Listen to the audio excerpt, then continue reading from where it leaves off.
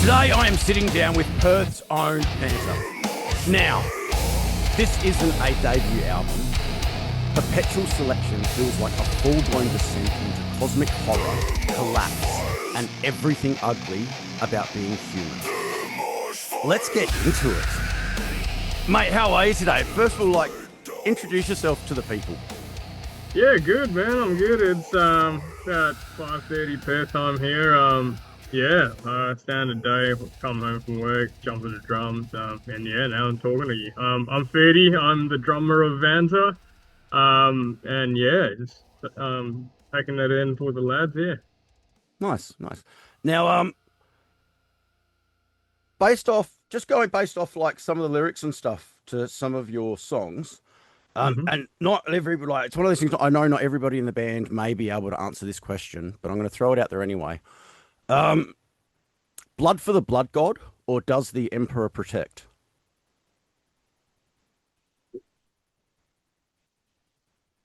Now, the fact that you're kind of like, I don't really know what you're talking about, kind of answers the question for me. It's a Warhammer 40K thing. Oh, okay. Yeah. I thought I'd throw it out there, because I was listening to Alchemy quite heavily today, and it's like full on Warhammer lyric themed, as is like a lot of the lyrics based on that sort of stuff and other pop culture and folklore type stuff as well, in that sort of horror sort of world, which I love. Now, from like the Gravemind EP to this album, what's really changed most about how you guys approach being a band and the music? Oh, look, like a lot of metal bands, it usually starts with the guitars first. Like usually like Tien and Jesse will come up with a riff, and that kind of sets the melody. It sets the kind of the tone and the vibe of where the song um is gonna go. And then usually like I'll have some words stashed away somewhere. So I do a bit of writing myself, and I've just got like a notebook just full of different kind of poetry and whatnot. I have these at random like 3 a.m. thoughts. So I just kind of pencil them down, and then I just have some stuff ready to go. And yeah, usually it's like guitars and then the drums, and then the lyrics kind of going there, and then SF. We think about like SFX and things like that. Because as some of you may know already, like what we try to do with each song is sort of give it a world of its own. And depending on the theme and the narrative, so it could be like a sci-fi reference. It could be like for this instance with Alchemy, like you mentioned earlier, we actually wrote that uh when Aaron was still around, and then him being the Warhammer 40K nerd himself. So props to him for kind of touching on that sort of theme and topic, and then I kind of just started expanding it. He had some kind of notes down, and then kind of fleshed it out. Do a bit of wordsmithing and whatnot. But usually what we try to do is in that order, and not a lot has changed, to be honest, from the Gravemind days coming into the Perpetual Selection era. It's just kind of been the rhythm that we followed. I think a lot of metal fans can agree as well. Like it's just the boys have guitar riffs, and then everything else kind of just follows. Yeah. Yeah, I'm the same with my band. Like, yeah, the guys come up with some riffs. The drummer sits down, works out what he's going to do. We all kind of come together and then build around it. So yeah.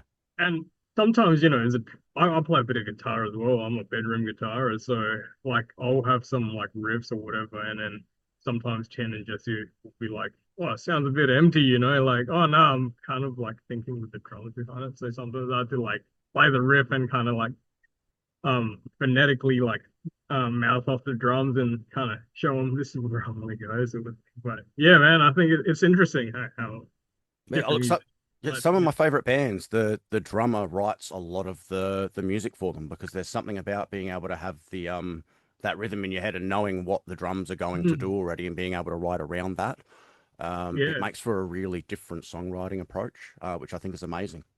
Yeah, and interesting that you say that, because like we love Aborted as well, and whatever happened to them, I don't know if they're gonna be doing the same stuff again because I'm pretty sure their previous drummers are there's also like writing riffs and stuff like that. But Mm.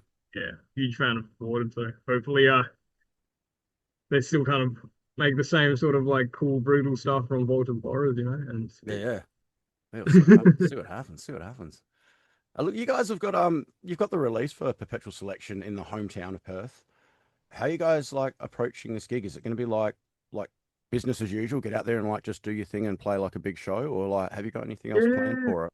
Oh, look, we've worked with pornography, like Brendan and Andrew from Pornography and Crunch Entertainment here in Perth. So, yeah, they're one of the main local promoters here in Perth, and um, we've kind of been kind of pushed in their direction to sort of blow this thing up a little bit. Yeah, Yeah.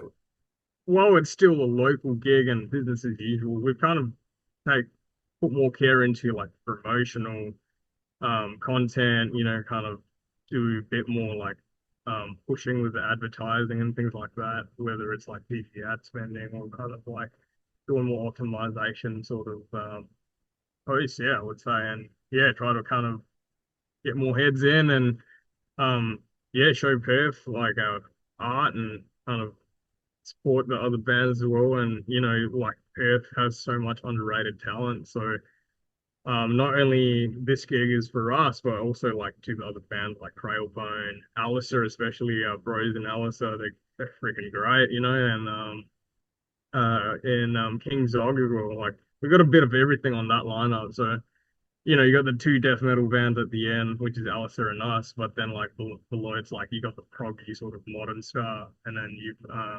you've just got like Crailbone, which is sort of that heavy punky kind of like chuggy sort of punk drop tune sort of stuff. So yeah, it's interesting, man. And yeah, it's just kind of like play our hearts out there as usual, and at the same time meet new people as well and connect with new followers, and also like just yeah, have a good time in general.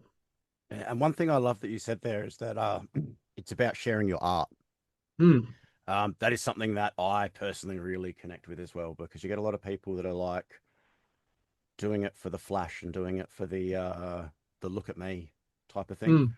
Hmm. And for me, it's the complete opposite of that. Like it's a real personal Yeah. experience for me sharing what I've written and what I've done. And Yeah. it is that art. And so that I think that's amazing because it shows that personal connection to what you're doing. And that reflects when you listen to the music. That really does come through. Um, do you feel that sort of connection when you're on stage? Is it something that's like, are you connecting with the audience, and are you Yeah. Look, is I that a big like. part of what you do? Oh, absolutely. It's particularly as a drummer as well, like just setting the Mm, dynamic. With while like yeah, we'll play pretty much the same thing on the record, but like live we kind of whether we intensify it a little bit more depending on the crowd. So I'm kind of up on the drum riser most of the time, so it's good when you're like seeing heads and I see like okay, more people need to kind of like move more and stuff, play something a bit more heavier in between the parts that we usually just play straight up on the record. So like yeah, it's sort of like creating a world for everybody to come in and just kind of encourage them to let loose and just be themselves and feel comfortable. And also the whole core concept of this album is about like the darker sides of humanity, and it's all about collapse and rebirth and just society in general and where we're heading. And you know, this album came also out of like a lot of emotional aspects from us because like we feel a lot of grief and we get down about how things are going, and there's it's not just us out there as well who feel that way. So like mm. uh, particularly like a lot of metalheads, it's funny how like we look like villains, but like usually we're just like the nice guys sort of thing. So like we're a lot more sensitive, I find. So yeah, come together and as a family, just yeah, get together, have fun, grieve together in the mosh pit, and just like let loose and move around and have a good time. So like, I always want to try to capture that energy, and I want to kind of give that sort of world to people who come to our shows. Because at the end of the day, they're like paying a ticket to come see us. It's like we want to kind of give a different vibe, give something a little bit different than what they're hearing already. Whether it's through the streaming apps or CD or whatever. Yeah. And I love that. Yeah, you touched on that, like providing like a safe space for people to come and enjoy something so extreme, Yeah, and which is awesome. definitely, and we definitely need more of that, hey, in this day and age, just more community, hey, because you find that people tend to be so individualistic, and then they're like sad behind closed doors, but they never really want to voice it out. So it's also like creating that atmosphere. Yeah, Yeah, just connect. Yeah, yeah, say no, hello. I love that. I think that's something that I always try and encourage people to do. That if you're at a show and you're seeing a band that you really like, go and say hi to them. Mm, Because it's not just a good experience. Like I used to love that when I was going to see a band and you get to talk to the band afterwards or something. But mm, now, like being in a band, when that happens, that's such an amazing experience for me as well. And I know everyone I know that are in bands, like when they get a fan come up afterwards and like, do you mind if I have a photo? And like that is mm. the greatest. Like that's such a buzz for us. So Yeah, please, like if you're at the show, come up and like say hi to us and feel like you're in a place where you can do that because we're just we might look a bit scary, but we're not. yeah, exactly. I was gonna say, hey, we don't buy it, so No, yeah, it's exactly. funny that you say that as well. It's like sometimes we think that's such a small gesture, but it's not. When you think about it, you've kind of grabbed somebody there, you've touched somebody there at a part in their life, whatever that looks like. But it's like, hey, you, us as a band or like whoever plays out there, they mean like you guys mean something to them. That's very important, and that's a lot of that's sometimes something we overlook a lot. And it's like, hey, a lot of us, there's a reason for that. So Yeah, yeah, yeah. I think there's a lot of emotions involved when you think about it. There's so many Oh, layers, eh? yeah, 100%. Look, I've had like you having the worst day ever and walking down the street and I'll have a random person just say, "Hey dude, nice t-shirt. I love that band as well." And my Yeah. day has changed. Like suddenly I'm Oh, like, you know what? It's a good day. Like, and that probably meant nothing to that person, but like it's just another metalhead in the community that's gone like, yo, I fuck with that band as well. Fuck yeah, dude. that's it, Awesome. man. Yeah. That's We'll talk it. about Yeah, that. it's like the other day I was walking in at my local shops, and then I had this t-shirt on, the Dalio Verminous Positive t-shirt that I got when they were doing their Perth leg here. And then this guy was just walking out of the shops, just out of the in front of the Coles, like around here. And he had a Lorna tee on, and then I kind of locked eyes with him, hey, and it's like he gave me the nod, and I gave him the Yeah. nod back. Like, then I I kind love of like cross-fired, had a little chat, and then just kind of like, yeah, apparently he plays in a band, I'm playing a band, so it's sort of like, yeah, we just kind of share each other's art as well. So yeah, it's always sweet, hey, when little things like that happen, hey, just Yeah, yeah. I was there's talking still to faith in humanity, yeah. I was particularly like talking when we kind of dig deeper into this stuff as well. So yeah. I was talking to Michael from Artifact and their band started because of an incident like that. He was in the shops wearing a t-shirt and someone else was like, nice t-shirt. They started talking and now they're in a band. Which is awesome as well, yeah. Yeah, yeah, it's the best. Now, you guys have got like, I mean, like this real death metal vibe there, but you've also got this real like to me, it gives me like that mellow death kind of feel as well. Talk to me about like your influences when it comes to writing and like where you come from with it all. Oh, dude.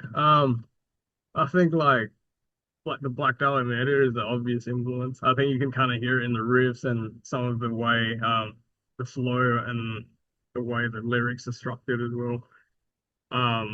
But the all three of us, all three core members, we freaking love Shadow of Intent, and I think we wanted to show more of that like modern American death metal influence Yeah, more into this awesome. era of Vanta, and yeah, like you can hear it in those like kind of blackened riffs and those kind of like tremolo melodic kind of yeah, kind of downpicked riffs as well. So like yeah, that, and man, I love Inferi as well. Like the whole of Revenant, that was the one that got me into him. And like Wild Genesis, man, I just kind of pretty much bang that one every day. So like you hear a bit of Inferi, you hear a bit of Shadow of Intent, um like 2001 Demi Borgir as well. Yeah, and like the early Behemoth stuff. Like the boys and I, we love our black metal. So like, yeah, you get a glimpse of Belphegor sort of like riffs as well in there, some of the chord progressions. So yeah, it's a mixed bag. Hey, we didn't kind of want to box ourselves into the typical melodic death metal sound like a lot of bands do, and then just it's just another like rinse and repeat of Dali or whatever. Um, so yeah, we just kind of wanted to experiment with our sound when we were like writing these songs for the album, which took us about like 2 to 3 years. So although there was a sense of urgency because we really just love playing and want to get out there and kind of do this around the world and whatnot, it's sort of like, hang on, let's just do this once, do it right. Like, let's really make this ours and not just like have another set of 10 or 9 songs or whatever, just for the sake of playing it, sort of thing. Yeah. Because like there are bands out there who are a bit of a one man show, whether they look like a group or whatever, but there's usually just one guy that just kind of wants everyone to play this way or that way, and it's just like, Yeah. like you only live once, man. Like we get together and we're decent mates, so it's like why box yourself, man. When you live once, just kind of let your creativity like take you where it wants to go. So that's what we kind of did with this album. I love that. I love that. Do you guys do you guys like for me and I know with like the bands I've been in, for me it's a family thing. They're my brothers, and even in bands I've been in like 20 years ago, those guys are still my brothers now. Mm. Is that the case with you guys? Are you guys like a full on like tight family unit? Like I know for Yeah, us, pretty whenever we much. jam, I cook a barbecue for everybody and we have a family meal together and hang out. So Oh yeah, definitely, man. Like we like even after our old vocalist left, Aaron, like we still keep in touch with him. We're still good mates. It's just like, he wanted to go one way, we wanted to go one way. So it was kind of mutual. So yeah, it worked out and we're still tight. We're just a big metal family, just yeah, in the scene in general as well. But between me, Tien, and Jesse, like, yeah, we're like bros, man. Like we argue a lot as well. We what like brothers do. gaslight each other and like kind of push each other, which is great because otherwise we wouldn't have this right now. And I think the album itself is also a reflection of our journey personally, and interpersonally as well. So yeah, it's been fun, man. You every time we look at this kind of finished product of the album, we kind of like have a little tear. It's like we did, man. That's awesome with artwork like that, like amazing. Oh, thanks, dude. Yeah, so I actually drew this by hand. Oh, awesome. Done all on the Procreate and the iPad, and just Yeah. so I'm a graphic designer by trade as well, and yeah, I've worked in some agencies and whatnot, and just kind of like took my digital marketing experience and art stuff and applied it to this space. And it's funny because the three of us sort of each have different roles as well in the band. Like Jesse is like our operations guy, like he's the in-house producer, audio guy, like he knows timelines when everything needs to be done and things like that. So he's a bit of an ops daddy. That's what I call him. And then Tien, like our finance guy, is like our treasurer. So he looks after like cash flow and make sure like he's got enough money to go on the road, enough money to play and like book bands or book venues and things like that. So yeah, man, we're a whole DIY trio operation. So yeah, we have fun with it. Yeah, and it's worth the sleepless nights sometimes. Oh, 100%. Look, it's the best way to do it sometimes as well when you can do it Hmm. yourself. And keep it in that kind of family unit, and it Well, makes it mean so much more. yeah, definitely. And we're not afraid of each other, like if one of us stuffs up or does something out of line, like, we're always accountable for each other. And I Yeah. think that's what's my that's should be like the priority I feel like in bands. Like if you want to make something like really cool out there, like I think you got to fix your chemistry first, because that's like everything. If that's busted, then like how are you gonna be honest with each other? It's just gonna be like a never-ending strife, I feel. Yeah. Yeah. Yeah. And it makes it not be fun anymore. Yeah. Yeah. Mm, And when the fun stops, that's why we do it in the long run, share that art and have fun while we do it. So that's it. yeah. Yeah. Now you guys have dropping. Well, you've got the launch on the 27th this Friday. At is it Milk Bar? Is that correct? Yeah, Milk Bar in Inglewood. Yeah, Honography. So yeah, thanks to Andrew and Brendan again for yeah, plugging that, and then yeah, they even plugged it on their podcast and things like that. So yeah, they've been helping out bands, man, throughout Perth, and kind of just helping each other grow and stuff like that, and just keeping the heartbeat of the metal and extreme metal and all kinds of kind of heavy alive, in this side of Australia. It's hard because you guys are like being so far away from everybody else. It does Yeah. make it makes it hard to not just have bands come over, but to have to get out yourself. We get a little bit of that here in South Australia, where bands don't tend to come down and see us. It was amazing that you guys got the Froth and Fury come over this year, Mm. which was Yeah, that was fantastic. fun. Yeah, that was a wicked lineup. Yeah, we were there and right in the pit, man, for like Arcspire Aborted.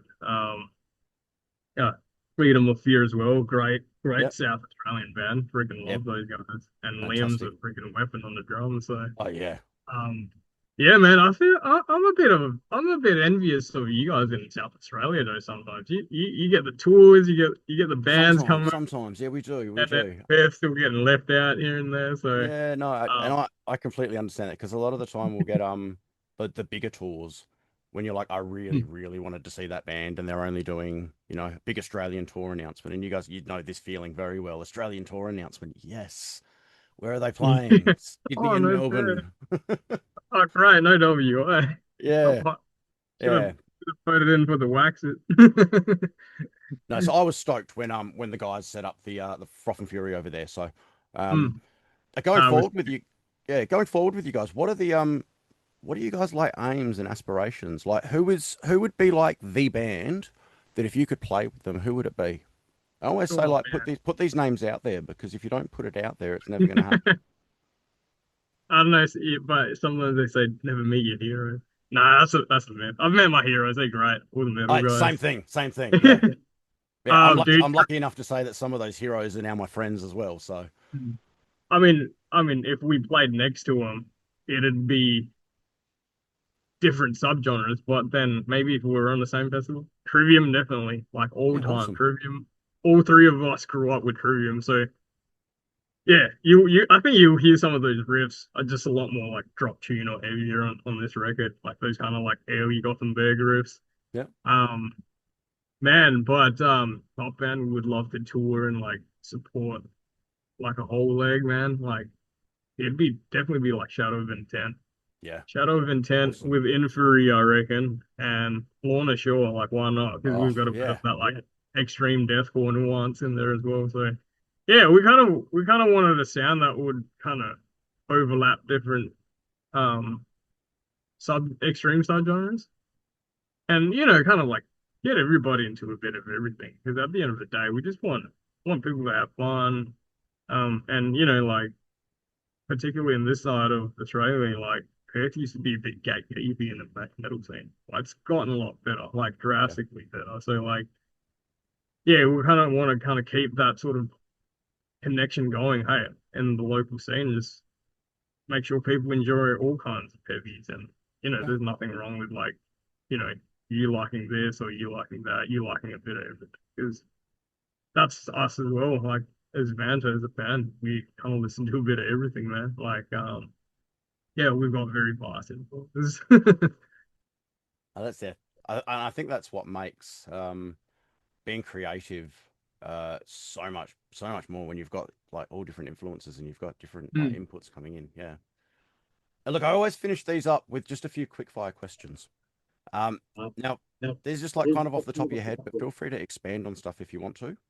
Hmm. So who is your new favorite band? As in like a new band? Whoa, hard one. Huh? So many good ones there, man. Like got any local bands or anyone that we should look out for or Yeah, I already dropped Alice's name. Hey, they're you know, I hear them Throw it like out have there again if it's worth it. new tunes coming out. I mean, they're great melodic death metal band. Yeah. Yeah, Alistair and the boys in Ashen as well. Ashen Yeah. doing great things. Got that Obscura tour going on as well Yeah. with the Shrek bit. So yeah, I'll be there as well with a Perth leg. Check out all the bands and Lois is playing. So yeah, it'll be a good time, man. But yeah, out of the local bubble, man, I would Carrion Vale. Hey, that's a new band I discovered not too long ago, and I was kind of blown away. Why? It's sort of like an Inferi and Dahlia, Oh, awesome. but a bit more extreme, like a bit more technical. So like, so that's a Okay. little gem that I found I have to recently. check it out. Carrion Vale. Sounds awesome. Um, do you have any like unexpected artists or songs on your playlist at the moment? Uh, well, no shame, but I see. Destiny This is Child. me. I don't have any shame when it comes to this. I love Destiny Child. Writing on the Yes. album. Oh, don't I'm a get me drummer, so started. I love the late '90s R&B hits. Yeah, early Beyonce, I love. Hey, like Dude, Crazy in Crazy Love. in Love is one of the greatest songs ever I written. even just Full stop. jam to it with like no drums on the track, and then just like put my own kind of spin to it. I love a Yeah. bit of like R&B gospel chop stuff. So Yeah, yeah. Dude, that's dope. That's dope. But you can like legitimately, you can ask anybody in my band if what my one of my all-time favorite songs is, and they will all come to you and say it is Beyonce Crazy in Love. it's sick. They Hey, know if like that comes on, I grooving. am dancing like I'm a drunk white girl in the club having a good time. Yeah, no shame at all. No, I love that. Absolutely. Now, if Perpetual Selection were a monster, what kind of monster would it be? Oh, it'd be well, it'd be that monster on the cover, which is based off Sacred Light. So Sacred Light was just a kind of anthem to kind of cosmic entities and like aliens and angels, you would say. So yeah, you'll notice it's sort of like a demonized fallen seraphim, you know, the many wings and eyes and sort of stuff. Also, like growing up in Bible Bash, a lot of those like influences come into play with the visuals. So Yeah. man, it'd be this thing. I haven't really given it a name, but this was inspired by like Elden Ring and like Resident Evil and Sick. bit of what do you call it? Bloodborne, yeah. That's cool. I like that. All right, last question. Who in the band is most likely to survive a zombie apocalypse? Oh, I I reckon can tell you now, like if it was my band, it is not me. I I am straight up reckon zombie food. Jesse, yeah, Jesse would survive the longest. Jesse's just very yeah, he's very good. That guy has his head screwed on him and like he knows when to party and when not to party. But I feel like me, given I'm like ADHD and stuff, so I'm very impulsive. I might like die earlier. So That's no Tien fun. probably live a bit longer. He's a health expert. So yeah, I reckon Jesse would outlive all of us in the band. If that'd be me with the ADHD, I'd be like, oh no, the zombies, there's a dog. It's Oh, like, no, I'm dead. hey, I just want to touch one. Yeah, yeah. Mate, thank you so much for your time tonight. I really, really appreciate it. Launching this Friday, March the 27th at Milk Bar. It's going to be an amazing night. Make sure you get along there. Not just that, but make sure you go check these guys out. I've been blown away not just by the music, but by the quality of the video as well. The video clips that these guys are putting out are absolutely amazing. So do not sleep on them. Make sure you go check them out. Is there anything else you want to say before we finish up today? No, not at all. But yeah, we've got merch bundles available on our website, so Yes. vantametalofficial.com. Check that out. And lastly, like, thank you so much, Chris. Yeah, it's a killer to be on your Yeah. show, and it's a pleasure, honor, man. And yeah, I'm sure we'll cross paths and definitely get a beer when we see each other on the road. Definitely, I hope so. I hope so. Maybe get to play some shows together one day as well. Yeah, oh, absolutely, 100%. Be a good time. Fuck yeah, mate. Well, good luck on Friday. I cannot wait to hear how it goes. I am absolutely loving the album. And yeah, hopefully we'll get to talk again really soon. No worries. Thanks so much, Chris. Have a good Cheers, night. mate. You too. Cheers. Too much fun.